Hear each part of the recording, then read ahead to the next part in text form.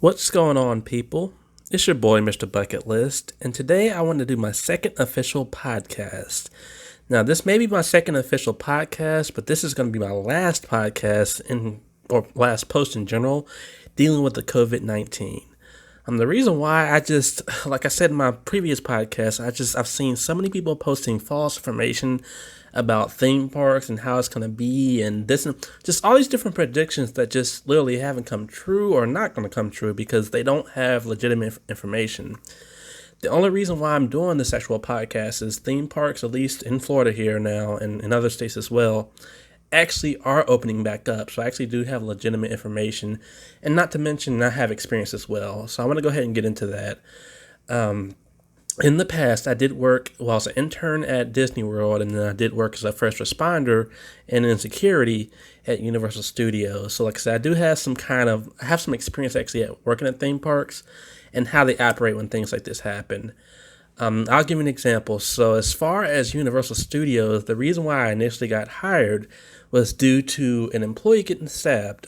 Basically what happened was an employee was fired, and basically he was terminated and let go and all that stuff. And he came back a day later with a pair of scissors, some really sharp scissors. Now, as an employee walking through with scissors, security just let him go. They really didn't think much. A lot of flaws were made during that time period, like checking his badge to make sure he was still a current employee, and of course, just kind of questioning why he had the scissors. But back then, they didn't really expect anything. Well, that employee, he came back to get revenge on his boss's best worker and ended up stabbing one of the people multiple times and putting the guy in the hospital. And it was just a really, really bad situation. And so after that, literally, Universal took a good step, which of course was appreciated, to go ahead and just metal detect and scan every single person, employees and guests.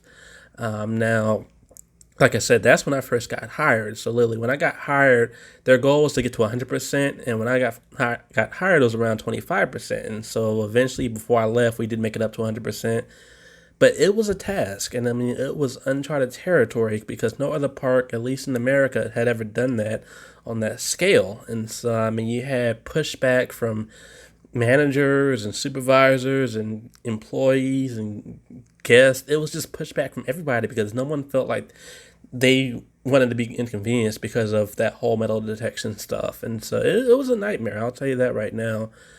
And just that just kind of brings me into how I feel. I feel really bad about the employees going through this COVID-19 thing.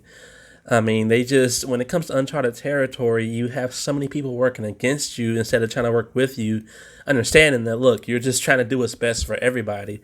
And it's just sad. I mean, just kind of going back to Universal, this is kind of how it broke down. So you would have supervisors and managers, they would just literally try to basically jog through security because they felt like they were above us. And when we would tell them that, hey, stop, you need to get scanned, this goes for everybody. Who's your manager? Who's your supervisor? I'm not dealing with this today. And then my manager or supervisor would come out and tell them, hey, well, honestly, it really depends on which supervisor it was, because some of them were pushovers and say, you know what, just go ahead and go. Some of them would say, hey, no, you have to follow the rules just like everybody else.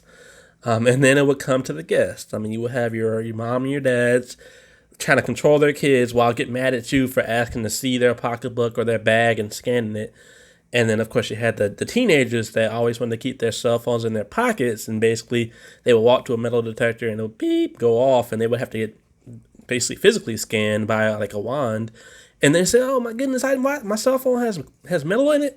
It's just that little type of stuff. And then you had your younger kids crying, saying, "Why we have to stand this line just to get in? It's just so stupid." Just constant complaining. So, like I said, I mean, I can only imagine now doing the metal detection plus the actual temperature checks and COVID checks. It's just, whew. I mean, again, my heart goes out to all theme park employees because I know it's a hassle. I mean, they're probably scared for their life to even be back at the theme park and doing that. And then having people just not really caring this and that.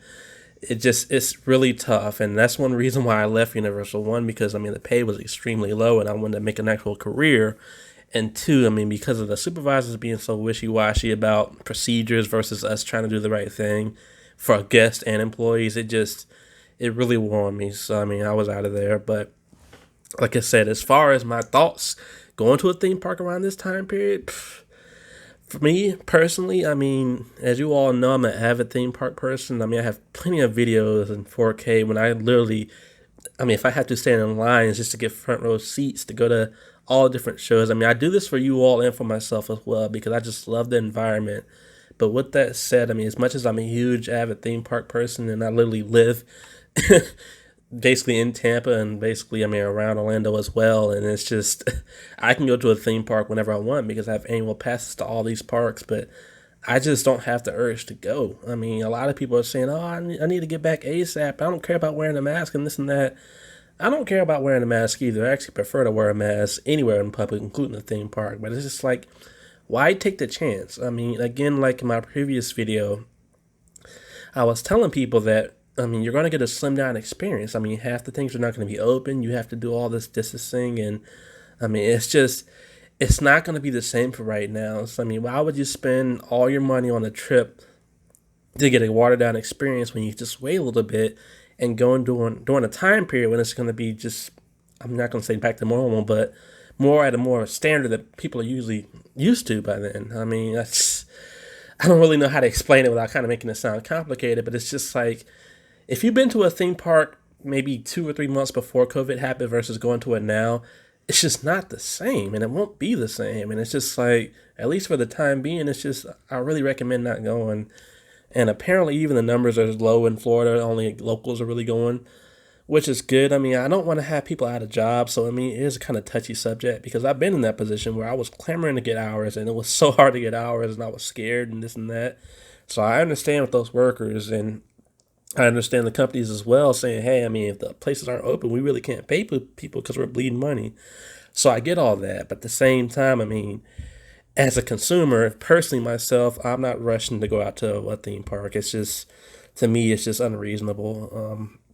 Just like any other traveling with mass crowds. I mean, of course, now we have protests going on and different crowdings all over the country. But I mean, if you Google just the Florida statistics and you look at the numbers, coronavirus is spiking because of all this stuff that's going on. So it's just like, I mean, I don't know. I mean, coronavirus has kind of gotten pushed to the side. And I'm not here saying, oh, it's all hoax. I'm not here saying that it's going to be the end all be all. I don't know. But at the same time, I don't want to take those risks. And people say, well, people like you need to stay home. Well, you're not really hurting me by saying it. If you've seen my videos, I've been in the parks more than enough. So it's like, it is what it is. But like I said, I just really want to share my opinions on those theme parks. There are a couple of coasters that are going to be new, both at Busch Gardens and SeaWorld, places I have annual passes to. I really, really want to go on them, but at the same time, I want to wait. And apparently, because they've been closed down for so long, they won't be open right away anyway. So I may have been able to look out on that one. But regardless, I want to hear you all's opinions on it. I mean, are you going to a theme park anytime soon? Are you one of those people that need to be the first to go? Or are you going to kind of chill back like me and just kind of wait a little bit? What's your opinion? Let me know. And also, if you all can help me know about your opinions on my podcast. Like I said, I have been recently sick, so I haven't been able to do my recent videos and uploads of things like I usually do, my reviews and stuff like that, even though they are coming soon. And now I want to hear from you all. As you can see, this podcast is only my second podcast on this channel, so I'm still really trying to get some criticisms as far as how to make them better for you all. And just in general, I mean, just some other ideas you all can get me to talk about if you want to hear them.